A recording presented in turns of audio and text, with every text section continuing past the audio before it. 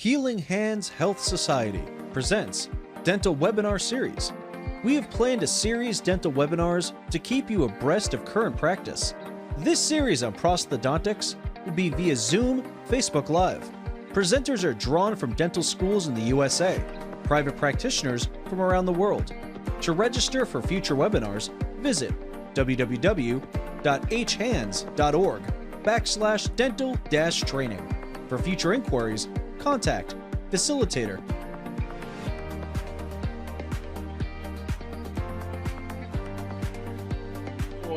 Joining us today, the 6th of June, for another impactful session where we're going to have very thought-provoking sessions here. Looking forward to. I was looking at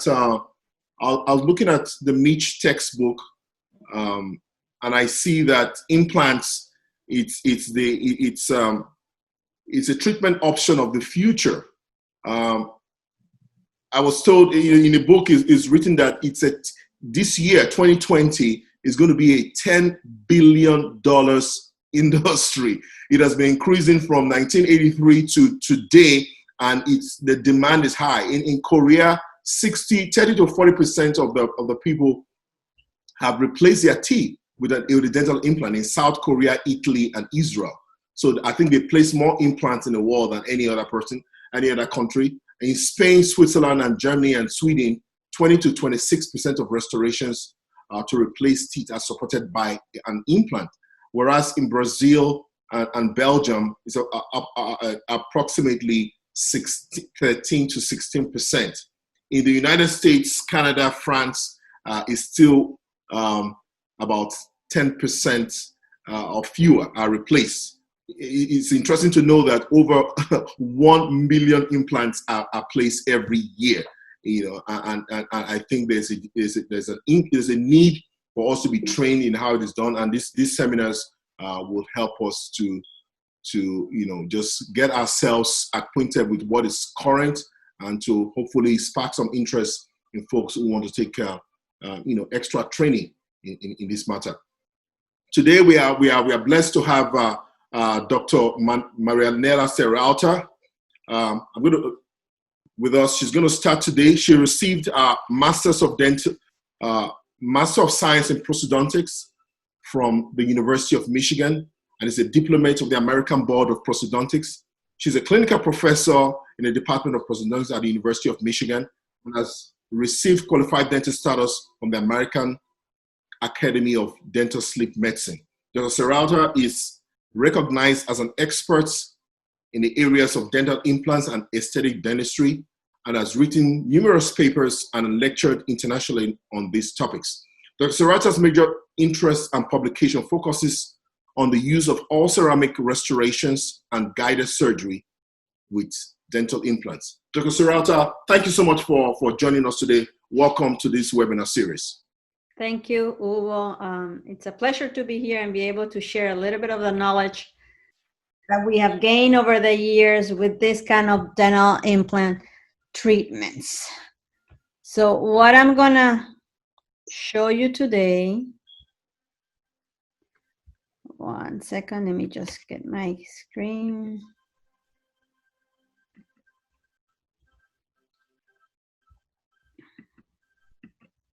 Can you see that?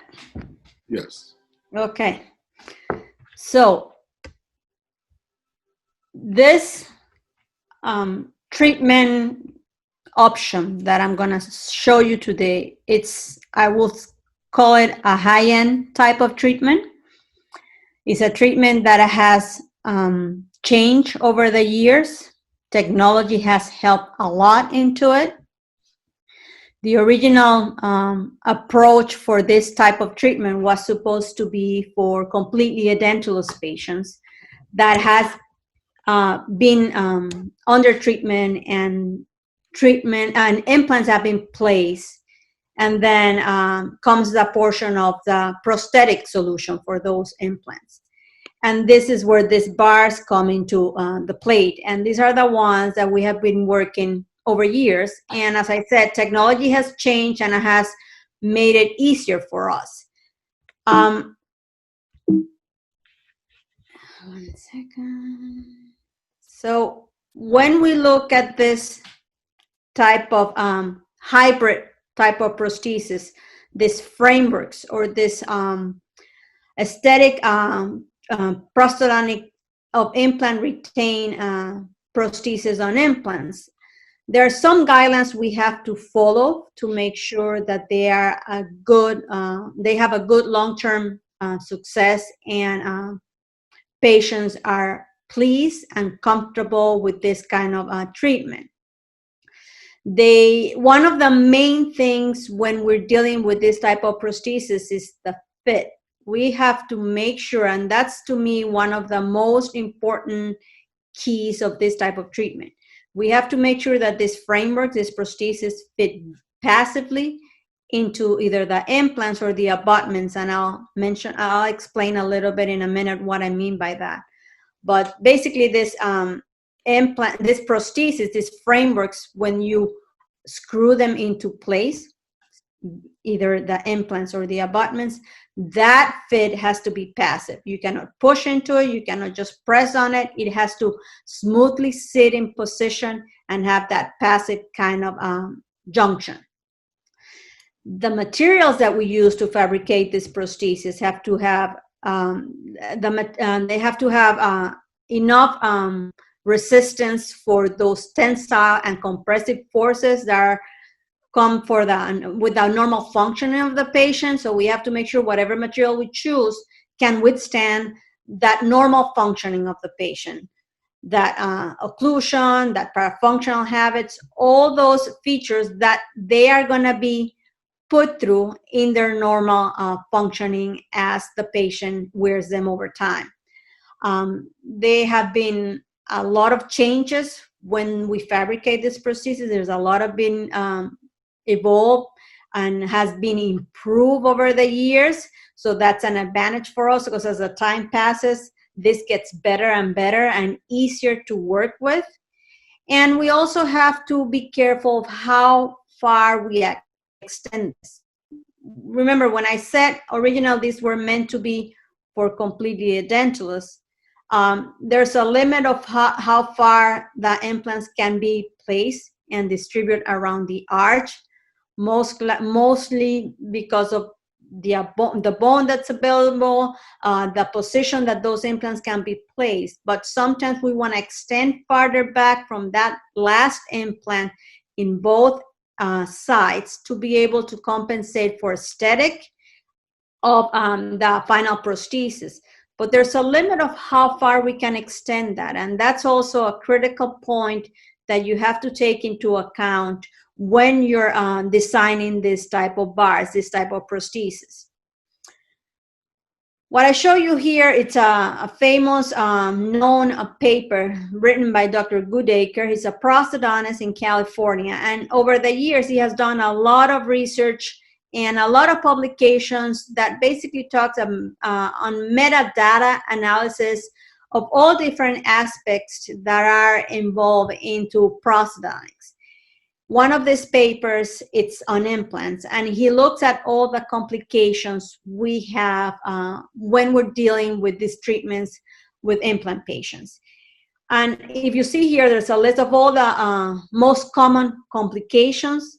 I am going to say, over the years, when you work with this and you have seen a lot of this prosthesis done on different type of situations on the patients, the most common ones that we tend to see are usually the prosthetic or the abutment screw loosening or the fracture of them. So the screw loosening or the fracture of those screws are the most common complication you'll see over time when you treat a lot of these patients. Other things can happen. Sometimes the framework fractures, and most of these complications are related in one way or the other to the fit of the prosthesis. Remember, the passive fit is the key to all this, and the occlusion. So those are the two main factors we have to watch and be careful when we're dealing with this type of treatments. Make sure those prostheses fit passively and the occlusion is well balanced and distributed around the arch where this prosthesis is being placed in function. But as I said, the fracture and the loosening of the screws are the typical complications we see more commonly. Here you can just see a few of the pictures that shows when you don't have a good fit of the prosthesis, this adaptation, this fit from the framework to the implant is not passive, and you can see that gap over there, complications happens.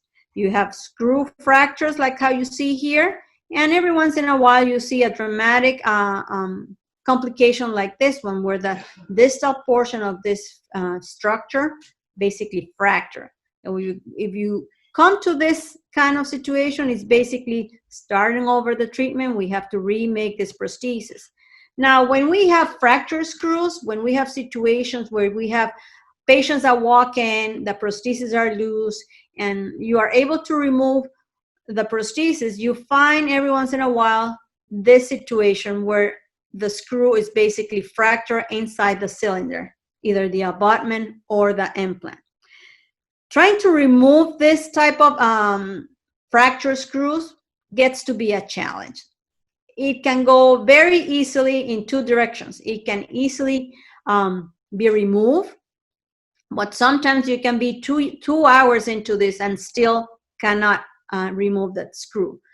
Sometimes if you cannot remove the screw, basically that implant has to be put to sleep because you cannot remove that fracture screw.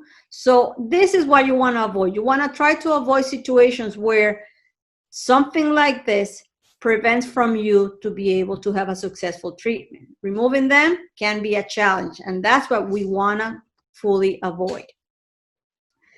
So if I look at the design and we talk about the different types of fabricating this type of prosthesis, as I said, technology has changed and it has improved dramatically for us. But it has been a long road, and changes has happened in how to fabricate this. There are all sorts of different techniques. The most classic one, the one that was used for over the years and still is being used, is the waxing and casting technique. In here, I show you a few samples. If you look on the left side of the screen, you see this type of prosthesis where it's just a full acrylic type of framework or prosthesis, and it's attached to the metal cylinders that are screwed directly into the implant.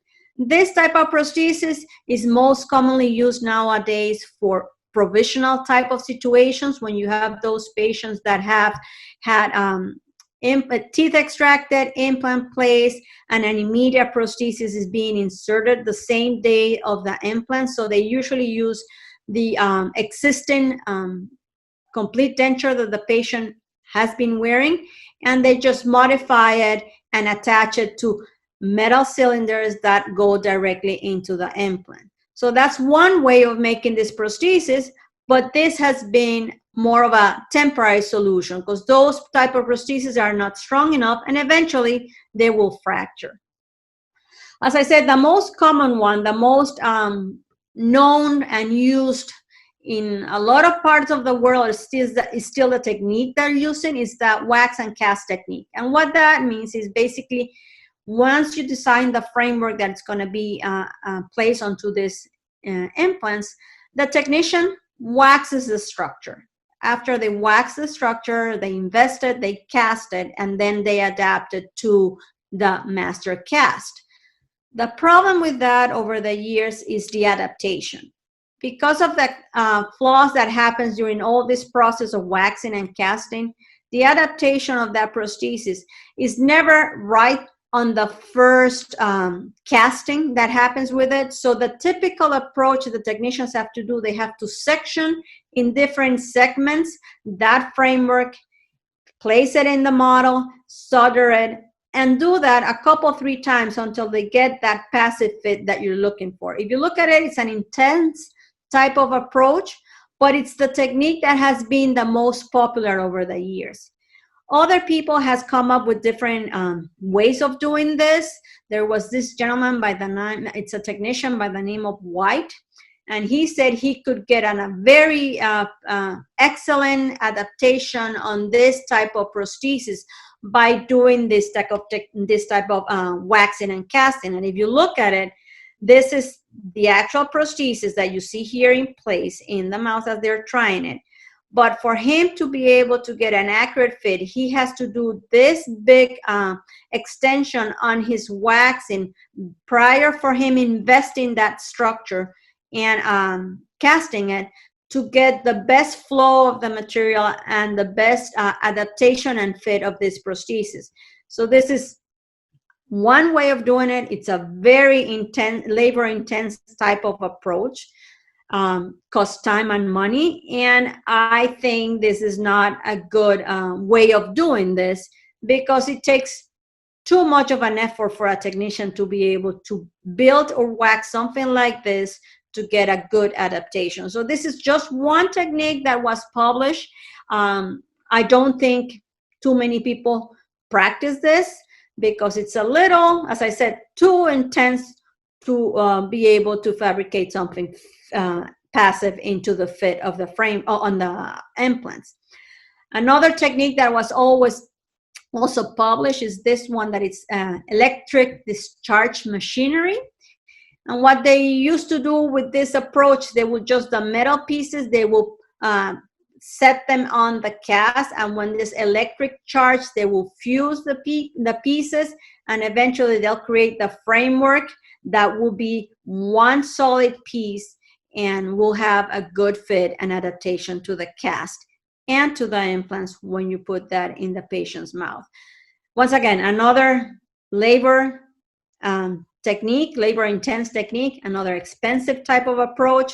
So that's why I don't think those are usable or easy to do for the general type of technician. So what we have nowadays, and the one that we're using, and that's where technology has brought us to, it's the milled type of prosthesis. And that's the one that I'm going to focus in my lecture. That's the one that I'm going to detail a little bit more about how to fabricate it and how to use it. That steps that I'm going to show, it's true for any kind of approach that you're going to move forward in fabricating these bars. But the technique that we use nowadays is the milled type of technique, and that has given us the best fit when we compare it to the traditional techniques. So if you have a patient, and this is what I remember I mentioned, originally this was supposed to be for completely dental. So you have a patient, you have a mandible here, the patient already has 5 implants in place that are ready to be restored. In this case, you have abutments, standard cylinders placed into these implants, and we're going to fabricate the prosthesis from the abutments up. When I mentioned at the beginning that we could either do it to abutments or to implants, the traditional techniques, the ones that I show you up to now, all those prostheses were fabricated in a way that they had to be attached to abutments, not directly to the implants. So the patients will get their implant placed, the abutments will be positioned, and then they will fabricate your prosthesis. You make your impression and fabricate your prosthesis to the abutment level. With the mill technique, and that's what's different about this technique, you have the 2 choices. You can either attach those or fabricate this prosthesis that will be attached directly to the implants, eliminating the abutment cost, or you can also have the choice of doing it to abutments. When the implants are placed ideally to the soft tissue, most of the time we can do directly the prosthesis to the implants. But when the implants are a little subgingival and the tissue thickness is quite significant, you are better off to place abutments and then fabricate the prosthesis from there up. So once you get the situation where, in this case, the abutments have already been placed, impression copings are placed into the abutments, I fabricate my master cast. With this cast, I will send this to the lab, and the lab should be able to fabricate my prosthesis with the whole information that I'm gonna show you in a minute. Once I get my master cast, before I send it to the lab, I have to verify the accuracy of the master cast. Remember, when we do all these procedures, there are many different steps, and there could be some errors that happens along the line. And that's why we wanna eliminate as much as we can. If we fabricate a framework on a cast that is not accurate, and we get to try it in the patient's mouth after the framework is fabricated, if it's not accurate, the passive fit is not going to be there, and sometimes it's so far off that you cannot even see the prosthesis. So the main point when you're fabricating, or the most important point when you're fabricating this type of prosthesis, is to verify your master cast before you move on into fabricating the final prosthesis.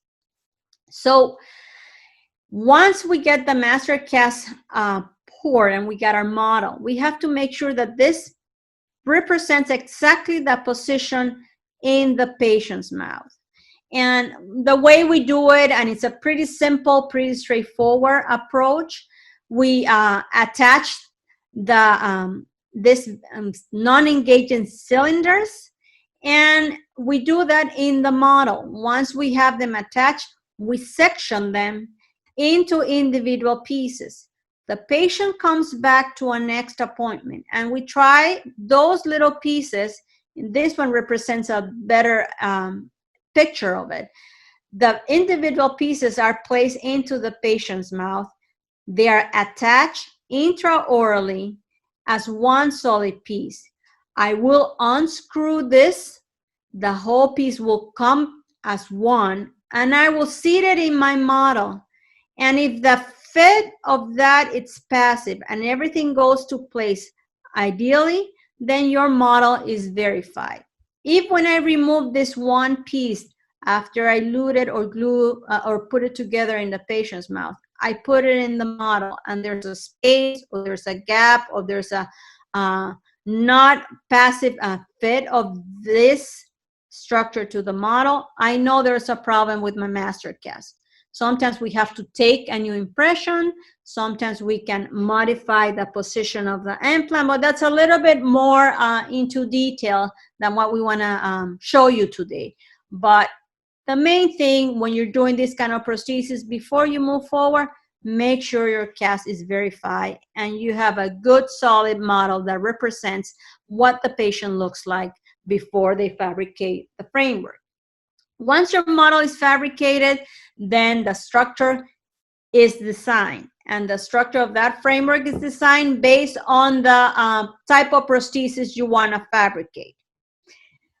When you have that framework designed by the lab, the lab will proceed into scanning that framework. So there's some equipment that the technicians will have. They'll scan this framework, this pattern, this structure designed by them, and then the structure is being milled. This is all computerized. For example, what you see here is it's milled from a block of titanium. Now, when we started using this technology, the only material that was available to do this mill prosthesis was titanium, and that was originally what we started using. I'll show you a couple, 3 cases on this. But originally, the only material we had available was titanium, and that's what we had to work with.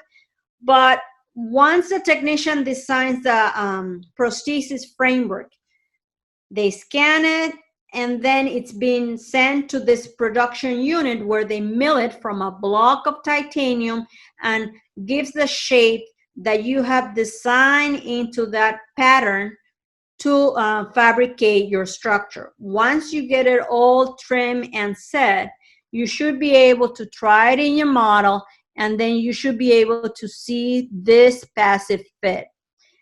There's a lot of literature that talks about this type of milled prosthesis, and all of them has always agreed that when they compare this to the traditional technique of waxing and casting, this one is by far a better fit.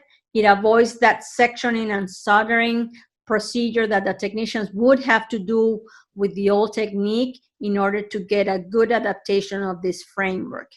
So you know for sure this framework fits, and at this point you're ready to move forward with this type of prosthesis. When we and here it's a final prosthesis where you have a conventional maxillary denture and a mandibular fixed implant retained bar. You can see here the access holes that will screw the prosthesis into place, and that's the final restoration.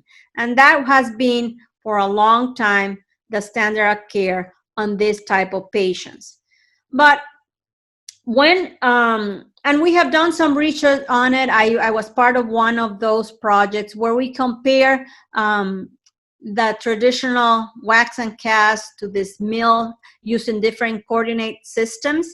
And by far, this mill prosthesis has been better fit by 3 times better than the traditional technique. So we know they work, and you know that this is the right approach if you can get your hands into fabricating this prosthesis in the milled type of approach.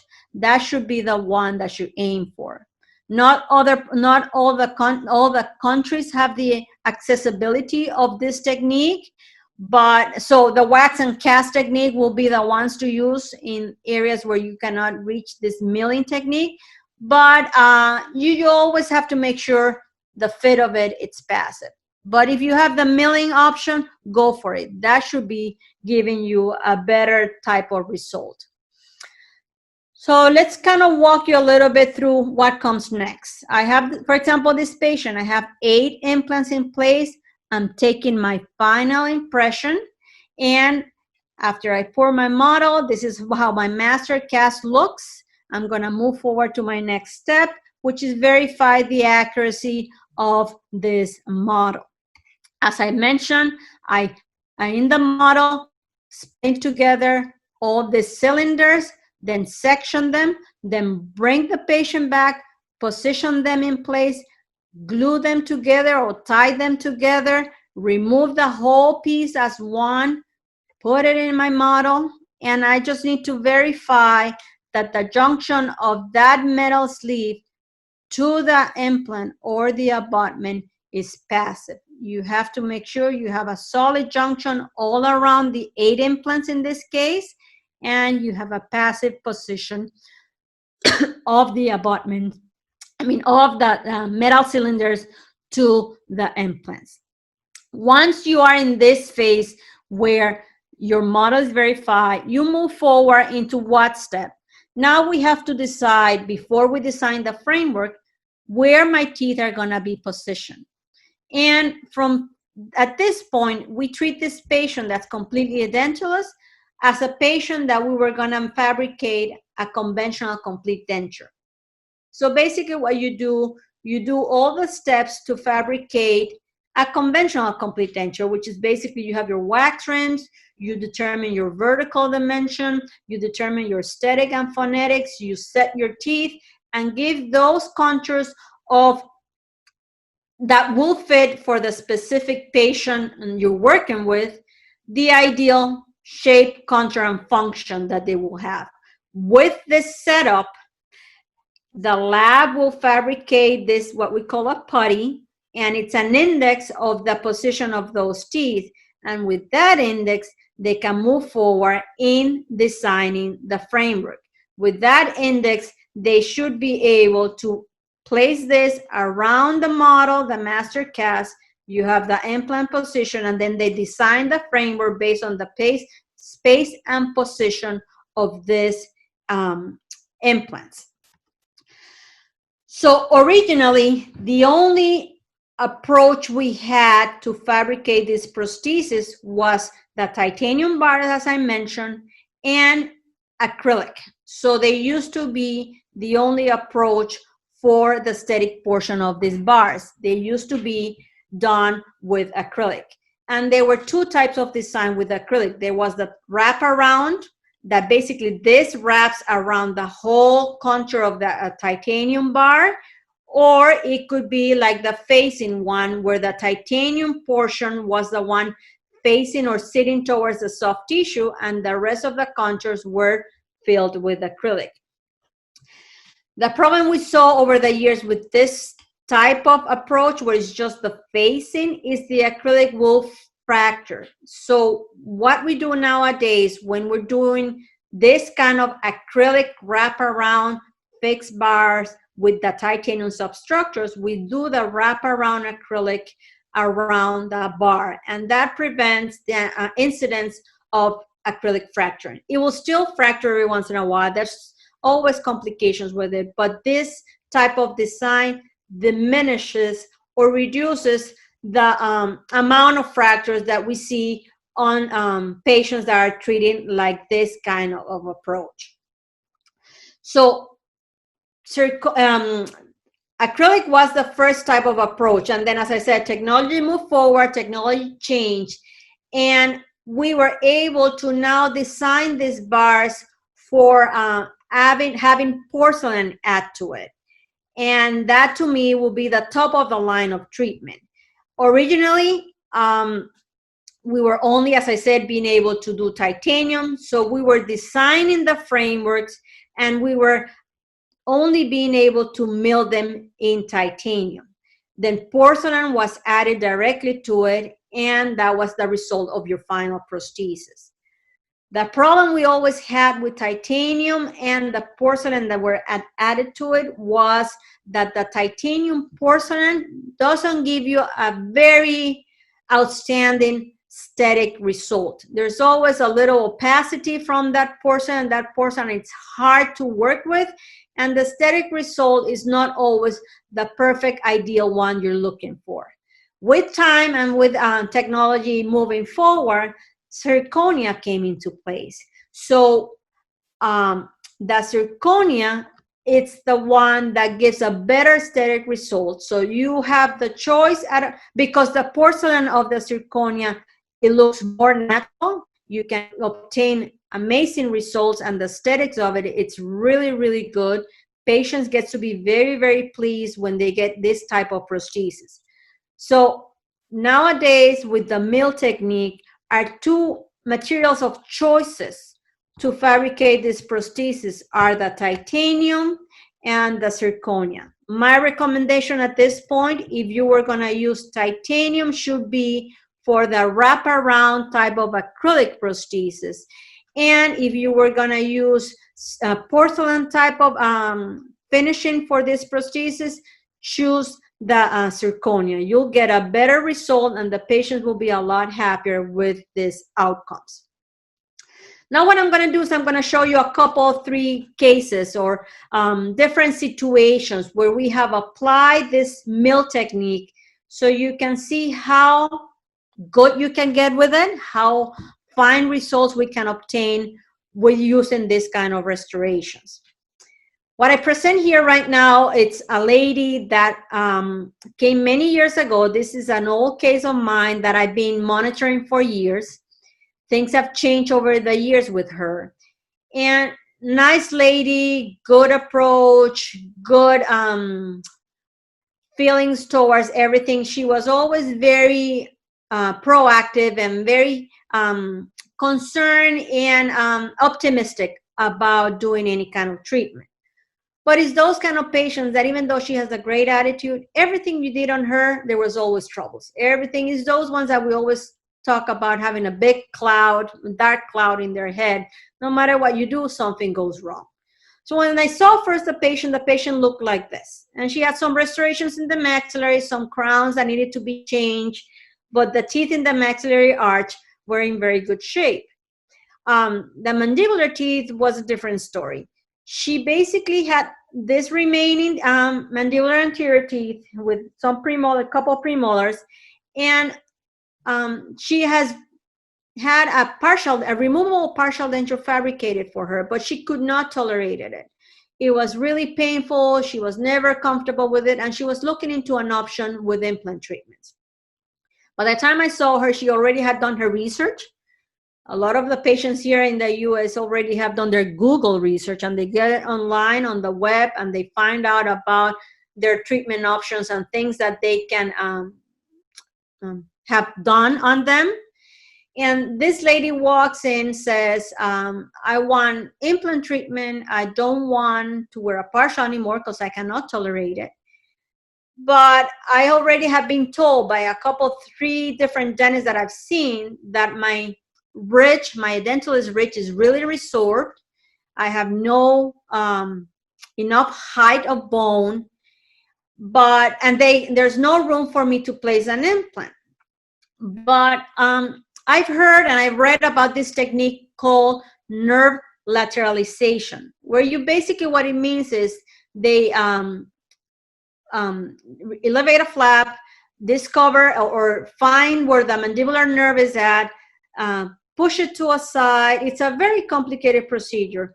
They pack some bone, place some implants around it, and hope for that to heal, where you have kind of like moved the nerve to a side. The success rate of this procedure is very low, and not very many surgeons are eager to move forward with this procedure. Remember, this patient was very optimistic. And when she talks to me, she says, I know this doesn't have a very good result, but this is what I want to try. At that point, I refer her to an oral surgeon. That it's the one that I was working on at that time closely. He sees her, he gives her the pros and cons, and basically says to her, I don't think this is a very predictable approach. And she says, I know, but I want to try. I want to take the risk. Basically, what happens, she moved forward with the treatment. They did one side of the nerve lateralization. I was present when the procedure was done. And as I said, it's not a simple procedure. It's a very delicate procedure. This surgeon that I was working with, it's a very good surgeon. So his technique is very delicate and very good. He does that nerve lateralization procedure. He places, I want to say at that time, 2 implants or 3 implants. I don't remember exactly, but there were 2 or 3 implants placed on this side after the nerve has pushed to a side, bone was packed in between, and the implant seems to be fixated. 10 days have passed after the surgery was done, and she calls me and says, Dr. Sierraalta, I'm not biting right. My bite feels different. I immediately told her, call your surgeon, go over there. She goes over there, and basically what had happened, she has fractured her mandible. And I'll show you at the end a Panorex x-ray that describes, and you can see how resorbed her bone looked like. And that was the typical consequence of this type of approach. So the surgeon had to remove the implants, fixate that side of the jaw with, or the mandible with a plate, and told her, we gotta wait for this to heal, and then we'll see what we're gonna do. A few months went by. She goes back to him and she says, okay, I'm ready to move forward. Let's try now the nerve lateralization on the other side. And he said, there's no way I'm doing this. We already tried one side. It's not effective for you. I'm not trying the other one. So there was a lot of discussion that happened with her. And eventually we agreed that the best solution at this point for her, if she wanted something fixed, was to extract the remaining mandibular anterior teeth, which is what you see here. And if you look at them closely and you look at their x-rays, you could see there was some bone loss, there was some mobility. So those teeth were not great teeth. And it was a very difficult decision for her to accept it. But at the end, she agreed, okay, we're going to extract those remaining teeth, but I don't want to have them extracted all at once.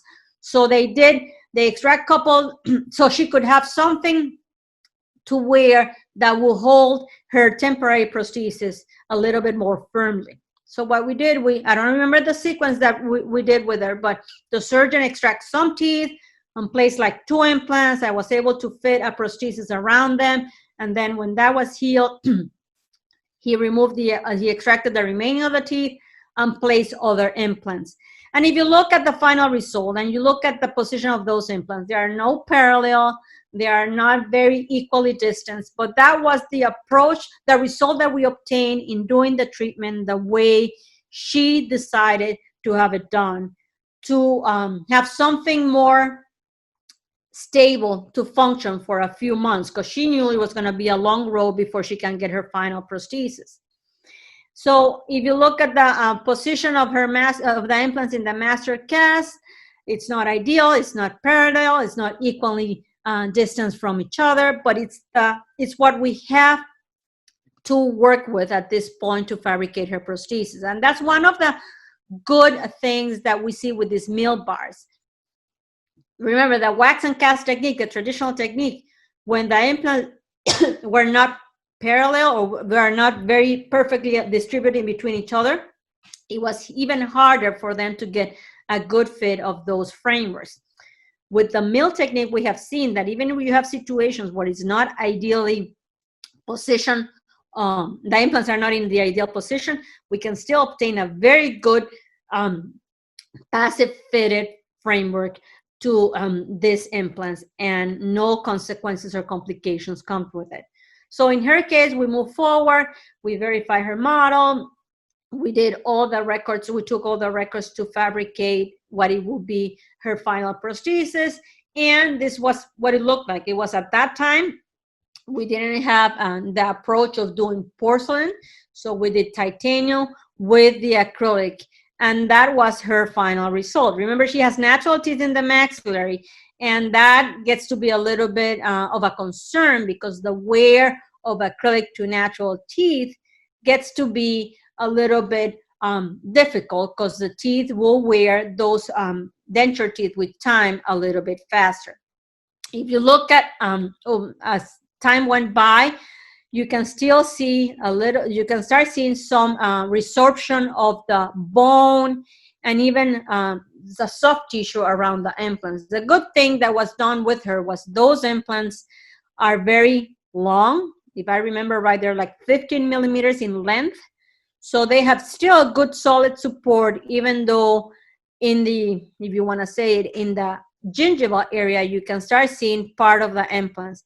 And if you look at the different pictures I'll show you in a few minutes, you can see how this has changed a little bit more. But if you look at the x-rays, and I monitor her, I have told you that she has been with me many, many, many years. Her stability is there. Those implants are solid, and she does a fairly good job in maintaining them. So Mary Jane is happy. She goes away for a few years like this, and then she comes back and she says, you know, the teeth are worn down, and you can start seeing how the teeth are worn down. And at that time, we start having the possibility of doing porcelain to these substructures. And with porcelain wear towards natural teeth being a lot different than on acrylic teeth, that was the approach we offer for her. She moved forward with it, and at that time, if you look again, the position of those implants is not perfectly ideal. We move forward with verifying our model, designing our substructure based on the setup of our teeth, and then the final restoration was fabricated. When we try the framework, and this is the titanium framework, one of the approaches, there were two, at that time, there were two approaches that we could do with this kind of frameworks. We can add porcelain fully directly to the contours, or what we like to do at that time was just doing porcelain directly to the soft tissue area, meaning the pink porcelain, and have individual crowns cemented onto the structure, thinking that if in the future one of them fracture, it will just be a simple manner of just cutting the fracture crown and just taking an impression and fabricate a new individual crown instead of trying to remove the whole substructure. If you do that, if you have to do the removal of the substructure, it gets to be a hassle for the patient, and that's what we want to try to avoid. So anyway, remember, because of her fractured jaw, the challenges that I ran in with her was the reproducible occlusion registration, or the bite registration. So every time she will take an occlusal record, I will try to take her bite. It was never the same. So it will always shift. And it all had to do with the fracture of the jaw that she had suffered at the beginning of it. And when I came to the appointment to try this and deliver this, I gave her the mirror, and she goes, well, I have a problem because when I bite down, my midline is off.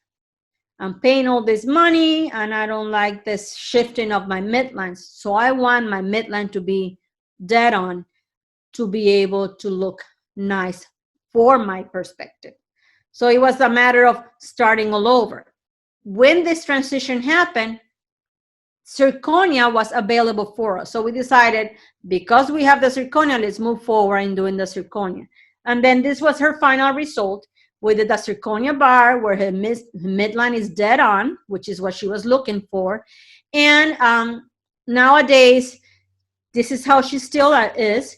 It has been many years and she has no problems with it. And if you look at her x-rays, you can see the fracture of the jaw that she suffered many years ago and the plate that was installed on her. And if you look at the amount, and these x-rays are 5 years apart, the amount of bone, it's not significant. We monitor this very closely every time I see her. And as I said, the stability of those implants are they're solid, they're in place, and she's happy with the result, which is why we consider this a very successful treatment. She's been like that for many years and she's very pleased about the result.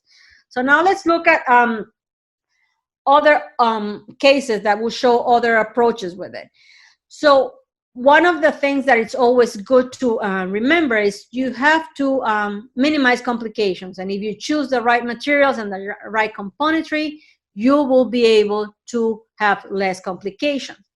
This is a pretty straightforward case where a patient walks in, all his remaining maxillary teeth needs to be extracted. The mandibular teeth just needs to have restorations done with it to restore that plane of occlusion and the aesthetic and appearance from them.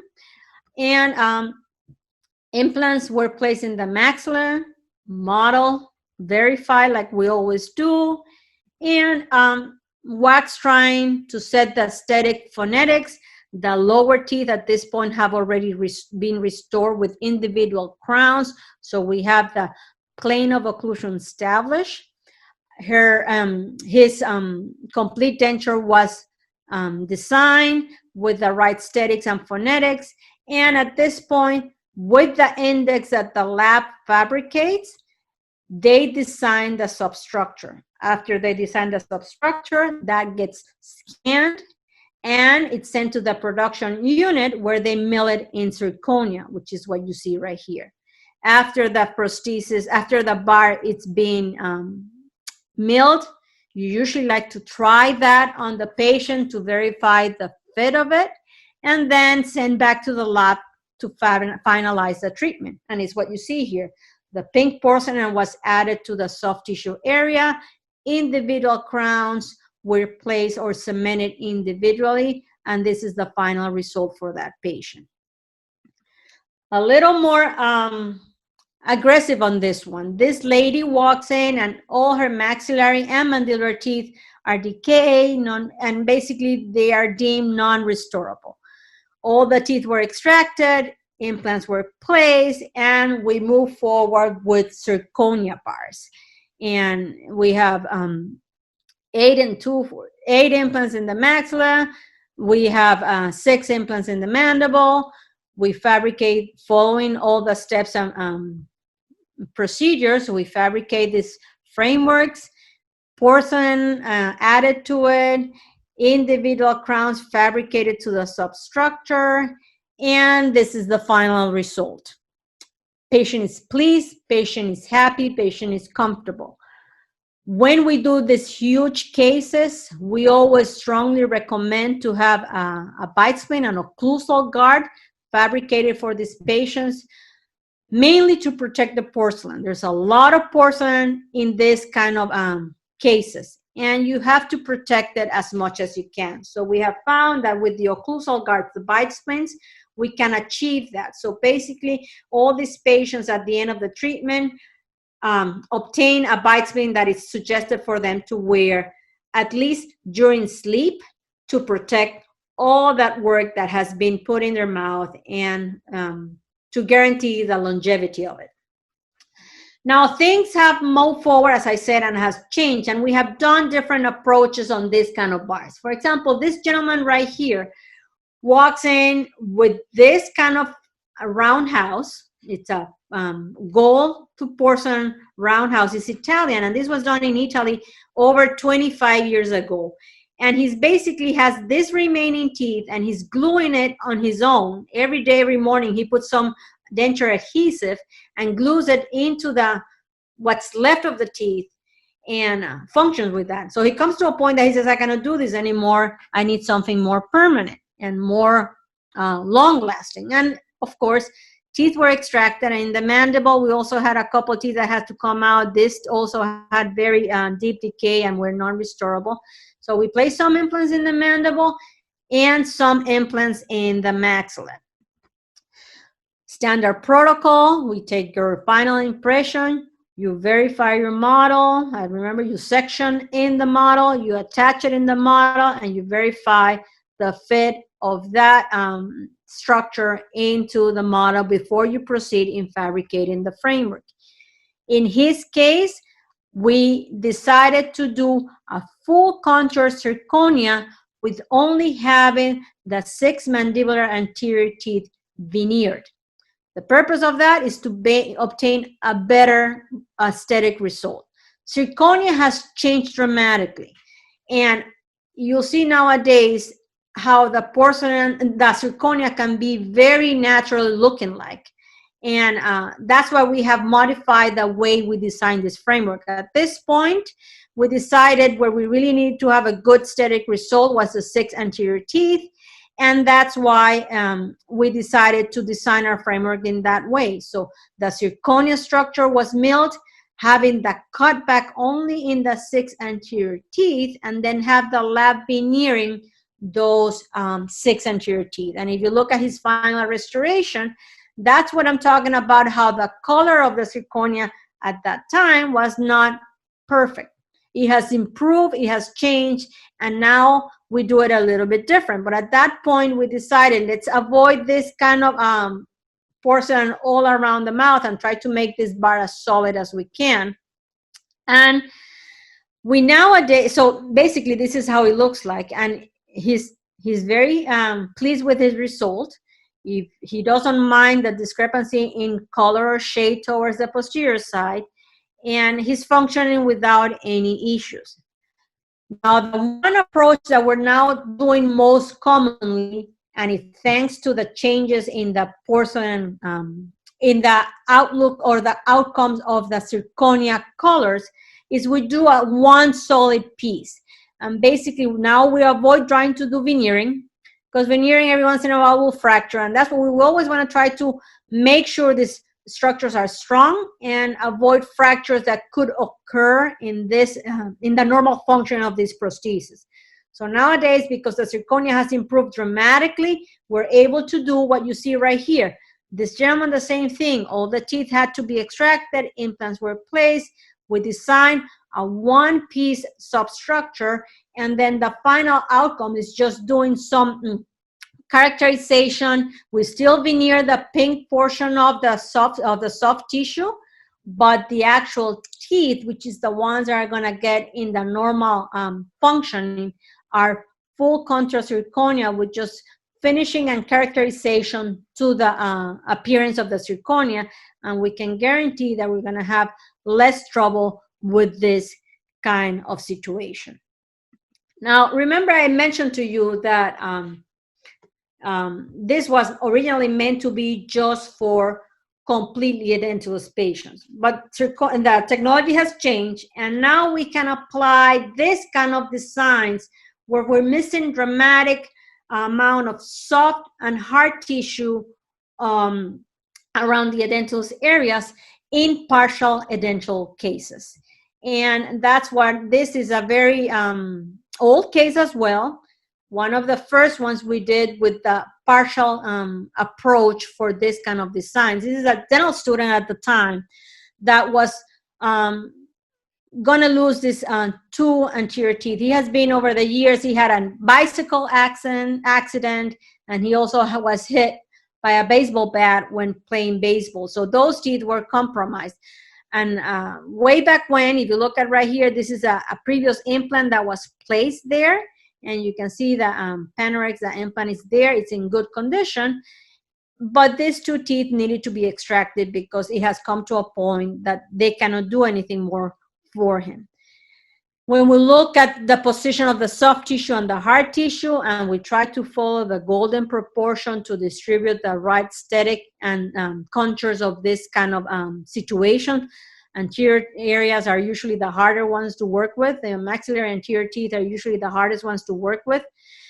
We realize that with him, we don't have any of those ideal contours or structures present to be able to give him a final ideal result. So we did some grafting to try to improve the thickness of his hard and soft tissue around those anterior areas. And remember, this is an implant that was previously placed, it was integrated, and we had to work with what we had at that point. So when the time comes, the two implants were placed and we're ready to restore. And at that time, we didn't have zirconia. As I mentioned, this is an old case. So we went ahead and moved forward with fabricating a 3-unit fixed bridge with titanium having porcelain added to the pink area and individual crowns to it. We're basically trying to compensate the lack of soft and hard tissue that it's in that area of the anterior segment. And if you look at him, his profile and his appearance and also his smile help us because he doesn't show that much. He was pleased, and to us, it was a successful case. If I would do it nowadays, of course, titanium would have not been the material of choice. I would have moved forward with zirconia because, as I said, the aesthetics will be the best result obtained with zirconia. And then I'm going to show you a couple more cases and we can wrap this talk. This is a pretty straightforward case. This gentleman walks in missing a central and a lateral. You can see the buccal plate of bone, it's collapsed, but he doesn't want to do any kind of grafting. He just wants something to replace those teeth with implants. And we went ahead and placed a couple of implants to replace those teeth. We made a small 2-unit fixed implant retained prosthesis. Same thing with zirconia, pink porcelain, individual crowns, and this is his aesthetic result. To me, this is a very successful treatment. It fulfills the space of the teeth there. Patient is extremely happy. His smile line helps us because he doesn't show that much of the gingival portion of it. And we have a successful end of treatment for a situation where we are missing significant amount of soft and hard tissue. And this last gentleman, it's a physician that walks into the office and says, I have these implants placed by a friend of mine who's an oral surgeon. I lost the teeth when I fell on the sidewalk walking out in the street and knocked my front teeth. Teeth needed to be extracted, and this friend of mine placed these 2 implants, and I need you to put some teeth on it, basically restore this situation. And if you look at where those implants are, the angulation and the position is not ideal at all. And when we even place the impression copings, we can see how far labial those implants are in relation to the facial contours. But we move forward, and that's one of the, once again, those are the advantages we have with these mill bars. They can adapt and give us a very good fit with tricky situations like this where the angles gets to be compromised. We went ahead and designed our framework, zirconia with pink porcelain, individual crown cemented to it, and this is our final outcome. So as I said, this type of prosthesis are a high-end type of treatment.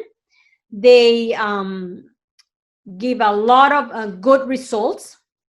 We can use it, originally was meant to be for completely dentals, now we can use it in partial cases as well, and we're very comfortable and we feel very successful, and the patients are very pleased with this kind of treatments. Now, I will say, if anybody has a question, this is the moment for it. All right, thank you so much, Dr. Sierraalta, for that wonderful presentation. I know we have a couple questions on there already, but I'm just going to go ahead and run the poll. So please, just based on the content of the presentation, The questions, there are 6 questions. I implore all of us to get involved with it. I'm going to send it out as another survey, the same questions. So I just want to see, you can go back. The videos are going to be available, so you can actually listen to them, watch the video again, and make your response. But for right now, we're just going to run. All right, I'm going to share the results. Dr. Sierraalta, please go ahead. You want me to?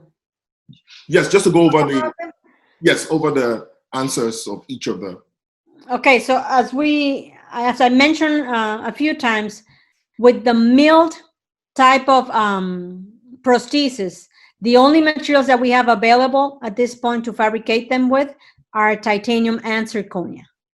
With the traditional technique, it used to be different alloys. You can do it of high content gold, but with the new milled bars, the materials that are being used are titanium and zirconia.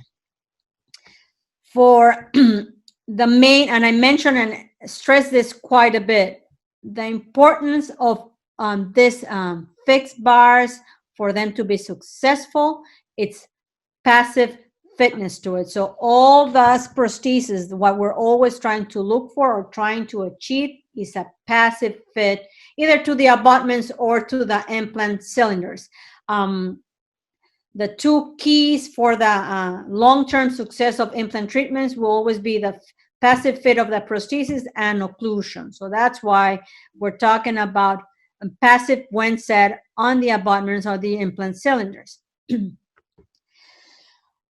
I didn't go too much in detail with the way we designed the maxillary bar. So basically, the mandibular bar, you can have space from the soft tissue to the base of the bars or the prosthesis, and that should not be a problem. Actually, that helps the patient to maintain it clean.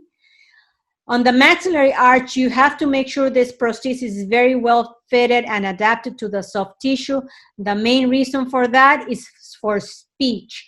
If you leave space, the patients will come back to you and tell you they're having issues with saliva, pronouncing the S sounds, spitting as they talk. So they have to have a good seal to the soft tissue to avoid any kind of speech difficulties they might encounter as they get functioning with this prosthesis. And the main reason that we have to verify the model or the cast, I mentioned that a few times, we have to make sure that that master cast is accurate. Because if you don't have an accurate master cast and you move forward into fabricating the final prosthesis, that's not going to have that passive fit, it's not going to fit properly, and you're going to start basically from square one. So you have to make sure that your master cast is accurate, and that's what you accomplish with the verification of the using the verification index. As I gave you a list of the most common complications with implant treatments, but the one that I emphasize and the one that we have seen the most is the loosening or fracture of screws. That's the most common complication that we see on a daily basis when we treat these patients. And as I said, the technique, the classic technique that's still being used in some parts of the world to fabricate the bars, it's the wax and cast technique. What we use right now, it's the mill technique, which is the one we can, we are comfortable saying that they're very reliable and they give us the passive fit we are looking for in this prosthesis. But the traditional way of doing these bars has always been the wax and cast technique. Okay, thank you so much. So there's a question here from wanted you to give a little explanation on what cast, I guess that'll be, what the casting procedure looks like. Well, casting procedure is the similar that you use to fabricate porcelain fused to metal crowns. It's that procedure where you design either a crown, a framework, a fixed partial denture, whatever you're gonna be fabricating, you design it in wax with the characteristics that you're looking for the specific prosthesis. Then that gets invested There's a ring, there's an investing material that you put in it, you put it in the oven, and then once the wax is melt, you take it to a centrifuge, and then you inject gold, and that, or the material or the alloy that you're working with, and that is what casting entitles. Basically, injecting the metal alloy, the high content gold, into that cylinder that contains the wax pattern that you design for your prosthesis. Okay. So I'm looking forward to, in the future, we'll probably have a lecture. That's a full lecture of itself. Yep. And also we're going to have, coming up, more lectures on ceramics. We're going to have a lecture on the, the aesthetics, the anterior, the aesthetic zone, restoring the aesthetic zone. So, that's in June, July, and August. We'll have a couple more presentations. So let's just stay tuned. You'll see the flyers as they come out. Healing Hands Health Society presents Dental Webinar Series. We have planned a series dental webinars to keep you abreast of current practice. This series on prosthodontics will be via Zoom, Facebook Live. Presenters are drawn from dental schools in the USA, private practitioners from around the world. To register for future webinars, visit www.hhands.org/dental-training. For future inquiries, contact Facilitator